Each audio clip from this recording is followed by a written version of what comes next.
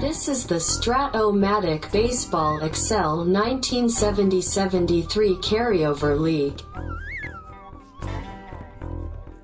Brought to you by the Shrimp Trawler YouTube channel.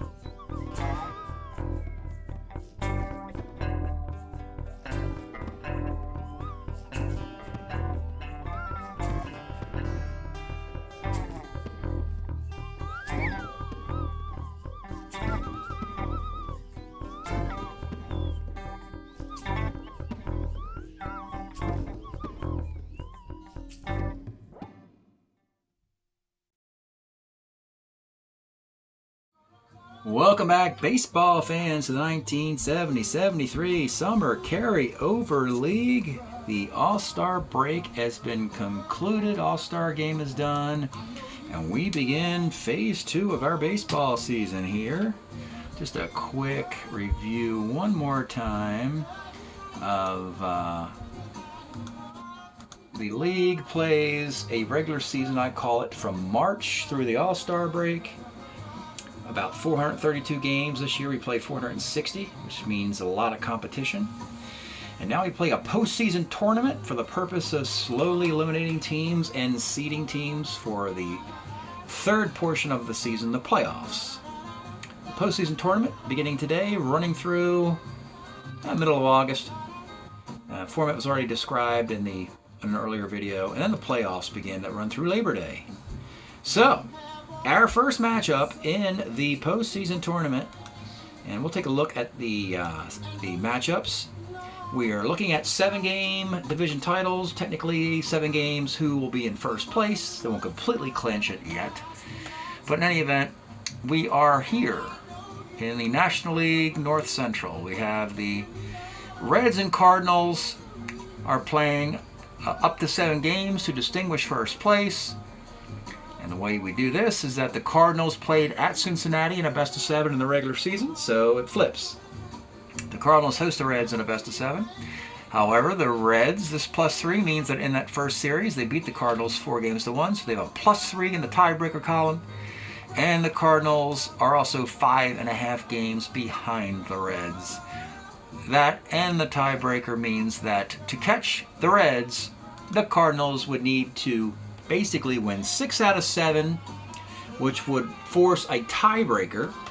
And the way we look at that is that the Cardinals would still be a half a game behind the Reds, but they would have a head-to-head advantage by getting +5, -3 is +2. So that's how you get a tiebreaker when each team has one of the tiebreakers, whether it's games behind or head-to-head. So that means that an 8th game would be needed. The Cardinals need to win 6 out of 7. If they can do that, they get a game 8. So what has happened thus far? Opening up in St. Louis, Game 1. Don Gullett, with the team, all the teams have a day off after the All-Star break. They reset their rotations. We begin with the Aces. Don Gullett for the Reds, Bob Gibson for the Cardinals, and quickly the bats grow cold to start the second half of the season. After a couple batters reaching the first, Johnny Bench gets a sac fly. That'll be all the Reds scoring today. In the bottom of the third off of Gullett, the Cardinals piece together 4 straight singles from Beauchamp, Tyson, Brock, and Phillips. Take a 2-1 lead, and that's all Bob Gibson would need, folks. A complete game. Bob Gibson beats Don Gullett 2-1, 5 hits, 4 walks, 10 strikeouts for Bob Gibson. The first of many wins the Cardinals are going to need. So what happens in Game 2 in St. Louis? A day later in St. Louis, the matchup is going to be Gary Nolan moves into the second spot of the rotation because he's better than the number 2 starter, Dick Bosman. But Bosman can pitch on 3 days rest. But the Reds are well rested, so they move Nolan up. Rick Wise is the number 2 starter for the Cardinals. And again, the bats grow cold. Each pitcher sails through 7 shutout innings. However, a lot of guys were put on base and stranded. In the first inning, the Cardinals had 3 straight singles. The guy gets thrown out stealing and a double play, just to give you an idea. In the 8th inning, though, Pete Rose walks, Tony Perez walks. What are you going to do? You bring in Al Hrabowski to face Lee May. Actually, the Rick Wise did face bench, gave up a single. So Rick Wise did break by allowing the first 3 runners to reach in the 8th inning and a run to score. Grabowski did his best, but another run scored on an error. 2-0. That's it. If the Reds get this kind of pitching to go with an offense that just kind of went into a slump the last couple games and still get a split, it's all over with. Gullett pitched brilliantly. Nolan combined with Wayne Granger and Clay Carroll for a 7-hit shutout. Oh, and by the way, with another Clay Carroll save in the regular season and postseason the last couple years, Clay Carroll has an ERA of 0.00. That's right, he has not given up a run in the regular season since the year 2020. Yeah, not kidding, folks, not kidding. And he's underused, obviously. And he's a good closer. He's just very fortunate, I guess. Anyway, with this split, the Reds simply need a second win, and we can stop playing baseball between these 2 clubs. Which brings us to the 3rd game of this series, and we move to Riverfront Stadium in Cincinnati that's just hosted the All-Star game that you all saw. Cardinals at Reds for Game 3, and it'll be a couple of imported pitchers acquired in the offseason. For the Cardinals, Danny Combs, a pretty good left-handed pitcher, who in 1970 was a 10-game winner in 188 innings for the Padres with a 3.30 ERA. It's pretty good. And the Reds were looking for a number 2 starter who could pitch on 3 days rest in the offseason. And the guy they coveted was Dick Bosman from the Washington Senators, eventually Oakland A's. He's good, very good. I wouldn't say he's great. He's good to very good. He had a rough start to start the year with Cincinnati, but the last couple starts have been okay, pretty good. Game 3 from Cincinnati. They would love to get rid of the Cardinals. Now, they don't want the Cardinals to hang around. Every time they lose to the Cardinals, the Reds get farther away from the New York Mets and possibly even the Dodgers for a top seed in the National League. So the Reds want to dust the Cardinals today and end this thing as soon as possible. Game 463. Leading off for the Cardinals, it's Lou Brock, the All-Star. 2.8 is a K. Dwayne Anderson, the shortstop. 4.10, lines the first. Bob Berta, 2.9, rolls the second. Bottom of 1, it's Bobby Tolan of the Bell, 6.6, skies the rain. Pete Arose, by any other name, 54, pops the second. And with 2 outs, it's one of the 2 Red All-Stars, Tony Perez, 34, grounds to short. Top of 2, Joe Torre, 57's a K. Ted Simmons, 1.8. Let's take a look at Ted Simmons' card. So early on in Simmons' career, you don't see his arm here. This is, of course, the 1971 cards. They didn't put catcher's arms on that edition in this first super advanced edition. But he had a really high caught stealing percentage. So my guess is he must have injured his arm and at some point early in his career, because he was a middling defensive catcher, at least throwing out base runners through most of the mid to late 70s. But 1.8 is homer 1-3 double, and we look over here, folks. He rolls the 2, and the Cardinals get a solo homer from Simmons to take a 1-0 lead. Adolfo Phillips, 4.10, lines the first. Bill Sadakis with a walk. Julian Javier, 5.10, catcher's card. This is bench, makes the play. All right, Cardinals have a lead, 1-0. Johnny Bench will lead off. 4-4 off of Combs, triple, 1-8 double. That's a 3-base hit. Johnny had 4 3-base hits in 1970. Has triple chances on both sides of his card. Good for him. The batter will be the left fielder, Ted Savage. 59 rolls to second, and that run will come in, and it's 1-1. Concepcion, 55, bounces to short. He's a 40-34, but he makes that play. And the designated hitter today will be Ken Suarez. The Reds like to rotate their bench players in there to keep them fresh, because they will probably sit on the bench once the playoffs arrive, for a nice chunk of it. Ken Suarez, 37, is a sky to center. We are tied at 1 in the 3rd. Jim Gosger, 1/7 a K. Lou Brock, 39, rolls a second. Dwayne Anderson, 68, skies right. On the subject of Brock, the Cardinals, knowing the odds are stacked against them, are going to send Brock every time against bench. Well, it didn't really work because he got thrown out twice already in the series, but you get the idea. The odds are already stacked against you. You might as well, if you're going to go out, you might as well go out running. So, if Brock reaches, we may see that. Bottom of the third, Tommy Helms. 1-3, skies to center. John Vukovic, 46, is a base hit. A hit for John Vukovic, the 1/66 hitting defensive third baseman who backs up Tony Perez defensively. And he gets a start every once in a while, like today. Bobby Tolan, 67 is a K. 2 outs. Pete Rose, 210 is single dot. 2 on, 2 outs for your all-star third baseman playing first base today. Let's take a look at Tony Perez's card from 1970. Would lead the Reds in hitting with a .317 average, 40 homers, 83 walks, and could play both corner positions. The pitch, Tony Perez, 2/7 a K. Top of the fourth, it's 1-1 still. Bob Berta, 66 is a single off of Bosman. Joe Torre, 1-8. Let's take a look at Torre's 1971 MVP card. What a year it was. .363 batting average, 24 homers. But what's really impressive about Torre that you don't see on Strat-O-Matic cards, of course, is RBI. And he had 137 RBI. He had more RBIs than Willie Stargell or Hank Aaron with half as many home runs. That's very impressive, as his Cardinal team wouldn't be nearly as good as the Pirates or the Braves were for those other guys. Torre with a double 1-10 off of Bosman, off of his card, makes it single dot.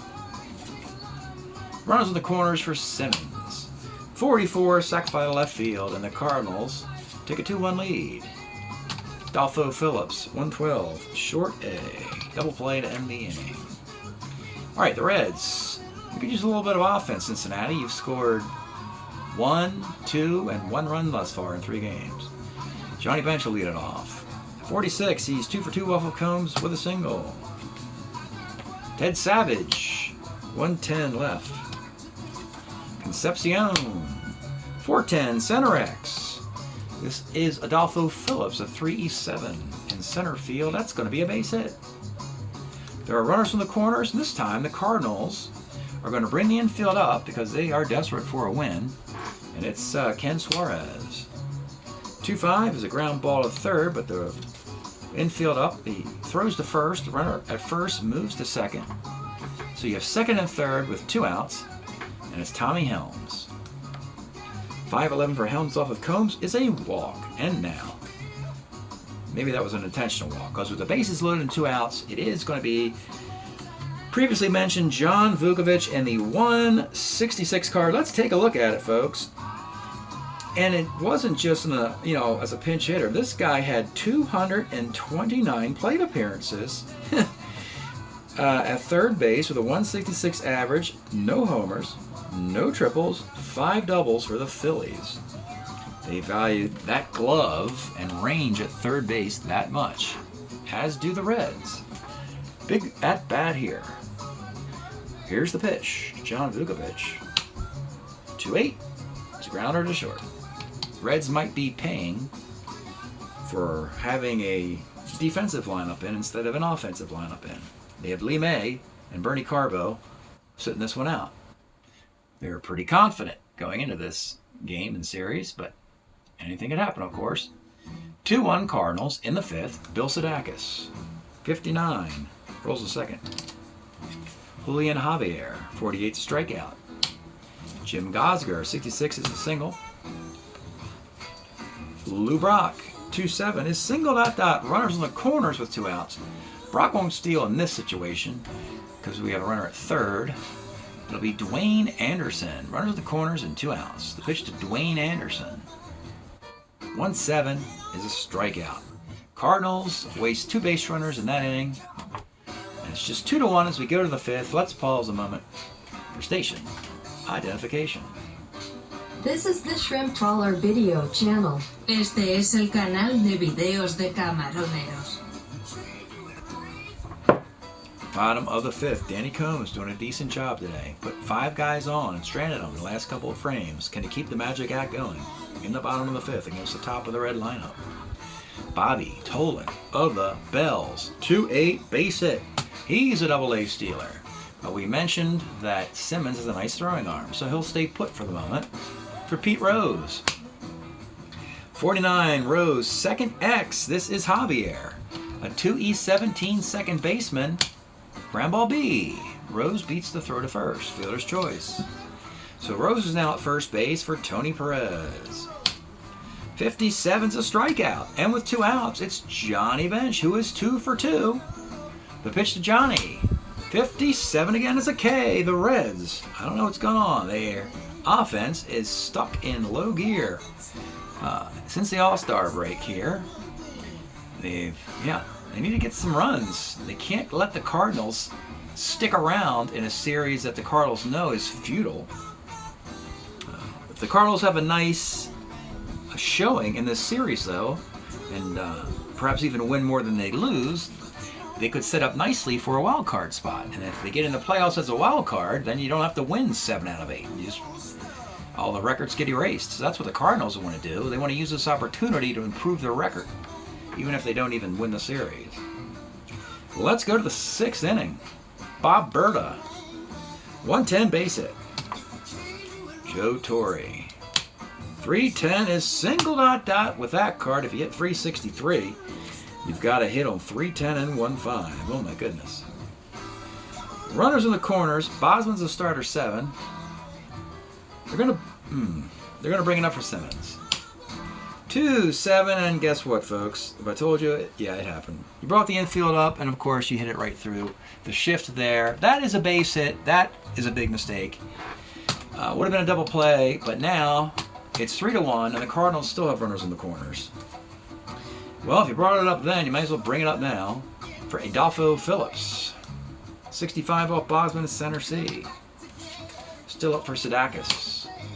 68 gets a sac fly. And you've got a runner at first, 2 outs in a 4-1 game for Julian Javier. Rolls to the pitcher. All right, Danny Combs is a starter 6 with a 4-1 lead, which means he cannot lose. He'd be taken out before they would get 3 runners on the bases. It'll be Ted Savage leading off for the Reds. 2-2, flies to left. Concepcion, 5-10, catcher's card. Simmons is a 3, but he's an E15. He makes the play. And Ken southbound Suarez, 58. Skies to center field. Danny Combs, or Coombs, however you want to pronounce that. All right, Boston will give some more relief to the bullpen. Come out here in the 7th inning to face Jim Gosger. 6-10, Skies to center. Bobby Tolan's at 2 in center field, makes a catch. Lou Brock. 2-8 is a K, and with 2 outs, it's Dwayne Anderson. 67, Skies to left. Anderson's not good defensively, so they will bring in Mike Tyson to play short. They'll also bring in Beauchamp to play first base.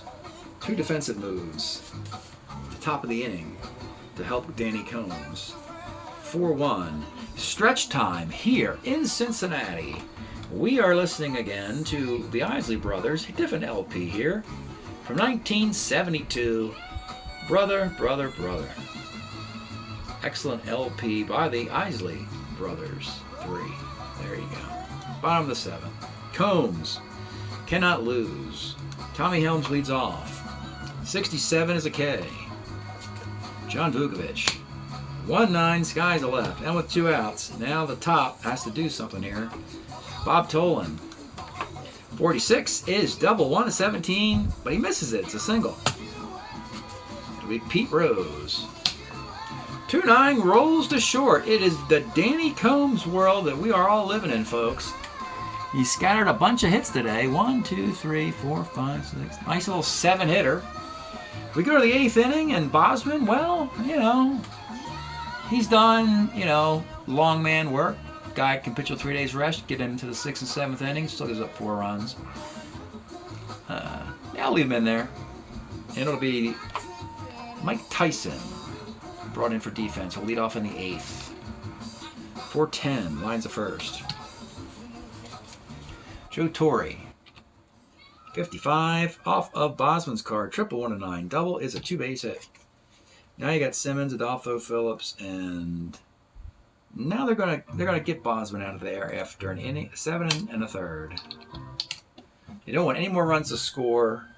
Simmons is not as good against lefties as he is against righties. So situational lefty Jim Strickland will come in out of the Red bullpen in the 8th. Face Ted Simmons. Werner at second and 1 out. Pitch to Simba. 63, Strickland. Pitcher X. Strickland's an E38. This is not going to go well. A2, E38. No, he gets a GBC. Big break for the Reds. That's a 80%, 75% chance of being an error, and it wasn't. So the Cardinals runner moves to third, though, with 2 outs, and it's Adolfo Phillips. 47 off Strickland is single on a 1. Line out to second, and he lines out. Nice little Jim Strickland card. By the way, I'd be remiss if I didn't mention his stats. Strickland was actually a Twin in 71 with a 1.45 ERA in 31 innings, and the Reds went out and got him. They didn't have Will McEnany yet, and I forget the other lefties they had. They had plenty of right-handed relievers for Cincinnati, not many left-handers. So there's that. All right, bottom of the 8th inning, you got pretty good bullpen for the Cardinals. Al Hrabowski, Ted Abernathy acquired from the Cubs, Steve Barber acquired from the Orioles, and Chuck Taylor, a nice relief starter relief. Really nice bullpen. They got to get 6 outs and have a 3-run lead. You got Perez, Bench, Savage, Concepcion. You know what, folks? I just don't need to see Perez and Bench destroy the Cardinals if they're trying to come back and win this series. So I'm going to pull our Mr. Combs and let him leave today on a high note. 7 strong innings, but I want to get the lefty out of there because Perez and Bench and Savage, Concepcion all beat the crap out of lefties. Though not today. So it's a choice of Taylor or Abernathy, and we'll bring in Chuck Taylor. He's better against righties. Let's take a look at Chuck Taylor. Was a Cardinal in 70 with a 3.12 ERA and 124 innings.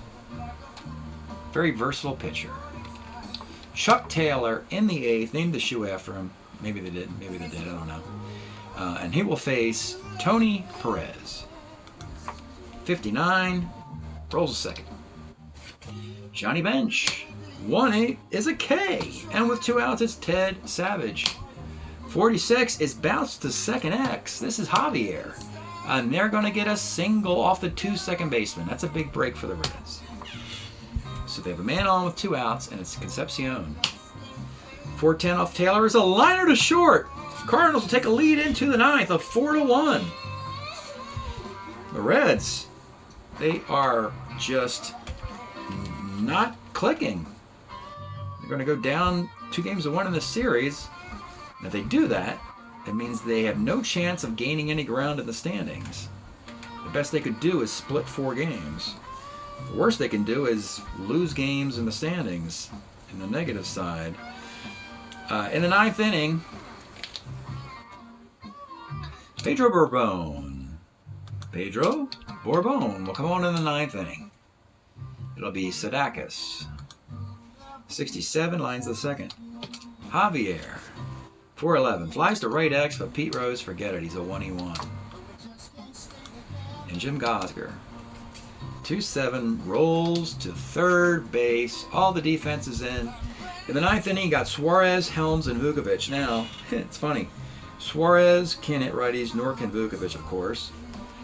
I'm taking Taylor out now, and the logic is you bring in a lefty, hoping that the Reds will leave those guys in there, since they can hit lefties better than righties, and they're inviting them to stay in the game by bringing in the lefty, Al Hrabosky. Let's take a look at the Ken Suarez card. Leading off in the 9th inning. He is bench's backup, but the bench, unless he gets injured, will never leave a game. But it's good to know that your backup catcher can hit 248 for you with his 73 card with the Texas Rangers, and is pretty good against lefties, at least. He will lead off against Hrabosky here. The pitch to Ken Suarez. 54, bounce to third. This is Torrey, a 3E20.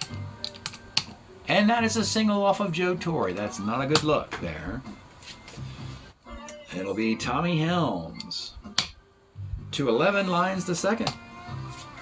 Now you could pinch hit for Vukovich now that you're down 3 runs in the 9th. I think we'll do it. And you're trying to win this game, and defense doesn't mean squat anymore. It'll be Lee May. And if he reaches, of course, you go right to the top with Murderer's Row. So here's Lee May. His 1971 card, hit 39 homers and the 278 batting average. And he comes to bat for the first time in this game with a runner at first base. The pitch to Lee May. 111. I was on a double play. 5, 4, 3 double play. Yes, it is. And you know what, folks? A 111 for John Vukovich would have been a double. That is the breaks, folks. That is the breaks. The 166 hitting Vukovich would have got the hit to bring the tie run to the plate, but the Reds decided to go with the 39 homers of Lee May, and he hits into a double play. So there's something clearly wrong with the Reds right now, as they have lost 2 out of 3. Hrabosky gets the save. Another low-scoring game, 4-1 Cardinals. We'll do the lines here. Bourbon was perfect in the 9th. Strickland. Let's see, Strickland gave up a hit. And Bosman in 7 1/3. Actually, that hit, he didn't give up any hits. Bosman gave up a hit. So Bosman takes the loss, 9 hits and 4 runs. A couple of those were because the infield was brought up and that really hurt them. Really bad breaks for the Reds, but that's what the Cardinals need. The Cardinals are going to need a bunch of breaks to get past these Reds, and they're getting them. So good for them. It'll help their wild card chances. Bosman struck out 6. And Hrabosky gets a save in the 9th, gave up a hit. Chuck Taylor, a hit and a K. And it was Danny Combs' strong start. He did not blink against the Murderous Row Reds, the Big Red Machine. Gave up 7 hits, a run on a ground ball in the 2nd inning. Walk and 5 strikeouts. 1019, 0109, 4919, 4919.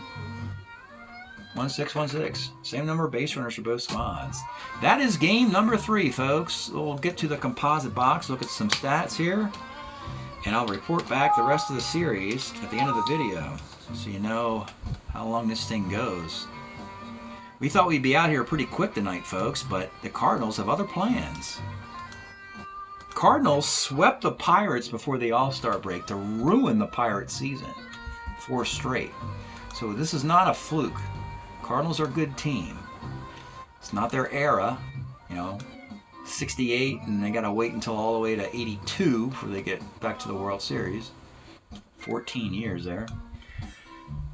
The Reds are 20-10 though, hitting .278 with a 4.03 ERA, and that's fine.